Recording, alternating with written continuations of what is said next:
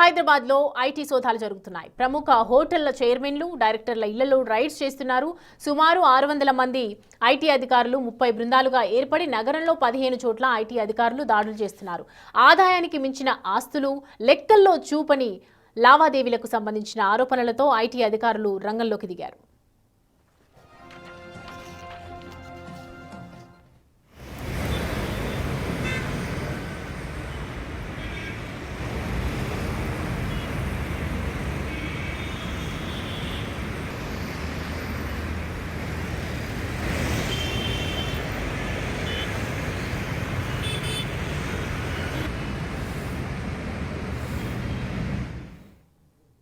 రాజేంద్రనగర్ పిస్తా house owner మజీద్ నివాసంలో సోదాలు కొనసాగుతూ ఉన్నాయి. పిస్తా హౌస్ రెస్టారెంట్లో పనిచేసే వర్కర్లకు కల్పించిన వసతి గృహంలోనూ ఇటు సోదాలు చేస్తున్నారు ఐటీ అధికారులు.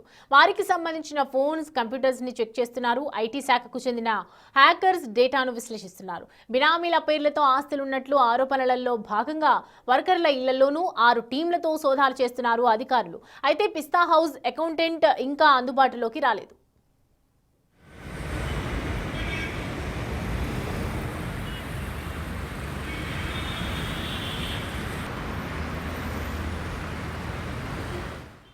రాజేంద్రనగర్ పిస్తా హౌస్ వర్కర్ల అపార్ట్మెంట్లలో సోదాలు చేపట్టిన ఐటీ అధికారులు వర్కర్ల నుంచి కీలక సమాచారం రాబట్టారు.